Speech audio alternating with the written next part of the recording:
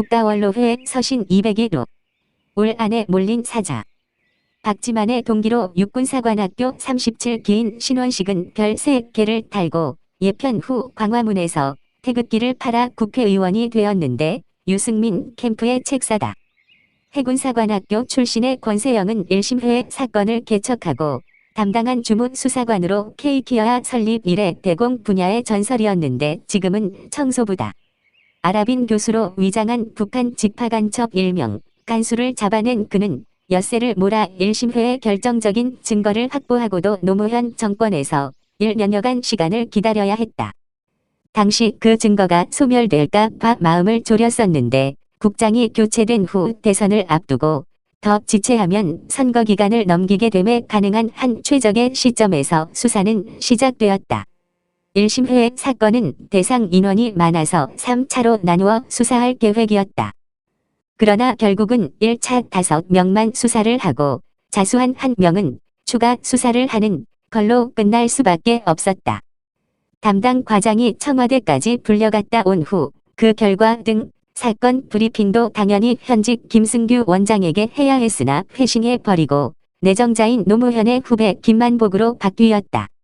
수사 대상자 중에는 지령문으로 북한의 2급 국기훈장을 받은 경기동부연합 주사파 성골이 있었지만 1차 수사로 마감하게 되니 소환도 못 해본 채 끝나 버렸다. 그 대상자가 나중에 이재명의 후임으로 성남시장이 된 조폭에게 공짜 운전기사를 상납받았다는 은수미다. 레전드 권세영에게도 아쉬웠던 건 또 있었다. 주범인 미국 시민권자 마이클 장의 아내는 평양을 방문한 기록이 있었다. 조심을 기해 본인을 안심시키느라 나중에 또 할 요량으로 오전에 조사하고 귀가시켰는데 그날 오후 바로 미국행 비행기를 타버렸다. 돌이켜보면 그때 이미 대한민국은 황장엽의 증언대로 5만 명 이상의 간첩이 각계각층에 깔려 있어 물판 고기판으로 국가보안법 그물만 던지면 대여가 걸려들 만큼이었다. 실제로 권세영은 1심회 말고도 2-3건의 확실한 혐의가 의심되는 사건 파일을 가지고 있었다. 지금은 그 가능성이 훨씬 더 크다는 회상이다. 확보된 증거가 없어질까 봐 대선 전 마지막 기회를 찾으려던 대공팀과 수사를 막으려던 정권의 충돌에서 강한 자가 이긴 싸움이었다. 김승규 원장이 바로 아웃되고 수사국장도 잘리니 뒷배가 사라진 대공의 전설 또한 배기지 못하고 진주 출장소로 쫓겨났다. 이후 노무현파의 몰락으로 생환한 K키어아 제임스 본드는 중국으로 활동 무대를 넓히게 된다. 베이징에서 북한 최고위층의 딸을 포섭하여 김정일 당시 북한의 화폐개혁 등을 포함한 S급의 정보 수집 전과들을 올리지만 후일 의심의 여지가 없는 서울시 공무원 간첩 사건을 처리하면서 절차상의 문제로 좌파 변호사들이 무죄를 주장함에 그 결백을 증명하려고 차 안에서 번개탄을 피워 극단의 선택을 시도한 것이 마지막이었다. 다행히 일찍 발견되어 살아났다. 물론 최종 3심에서 그 서울시 공무원은 무죄가 되었다. 반면 건강을 회복한 권세영은 검찰의 지속적인 압박을 피해 뉴질랜드에서 어느 호텔 청소부로 수당이 많은 야간 작업을 하며 가족을 돌본다. 조국은 그를 버린 것이다. 올 안에 밀린 사자, 기은주는 울부짖는 그의 포효를 들었다. 아, 대한민국이요? 그가 수사했던 1심회 사건에 뿌리를 둔 금번 충북동지회 간첩단 사건도 추가 수사는 어려울 것이다.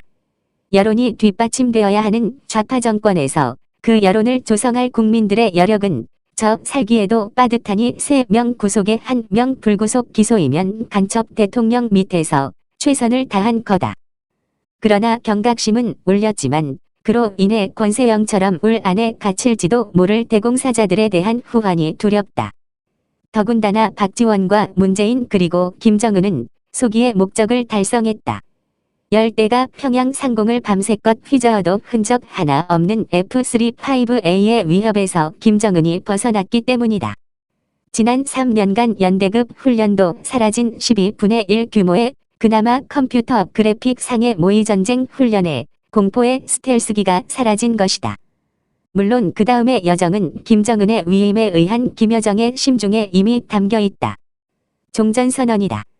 이를 위해 저들은 국민의 허를 찔렀다. 누가 간첩이 대통령인 나라에서 누가 북한에 퍼주기를 해 감옥까지 갔다 온 북한의 탈레반이 국정원장이 된 나라에서 간첩을 잡았다니 미치고 팔짝 뛸 일 아니었겠는가? 그리고 일은 일사천리로 나아갔다. 전화선이 복구되고 김여정은 곧바로 한미군사훈련을 중단하라 요구하고 안 할 수는 없으니 미국에 사정하여 F-35A는 빼고 그냥 놔두면 짜고 쳤다고 의심받으니 통신선을 자른 후 김영철의 폭언과 함께 김여정의 종전선언을 위한 마지막 멘트 주한미군 철수하라. 정부는 상황을 예의주시하겠다라고 두 손을 모으고 마지막 단계 고려연방제만 남아있다. 아, 대한민국은 여기까지 와버린 것이다. 희망은 있다. 하늘이다. 모든 작금의 단초를 제공한 탄핵을 모의한 자들이 한 그물에 걸린 사건이 점차 수면으로 부상하고 있다. 가짜 수산업자와 박지원이 나눈 대화가 복원되었다. 지원이 행님이 알려준 여의도 주소로 킹크랩이 보내졌고 손자들이 잘 먹었다는 감사의 답신.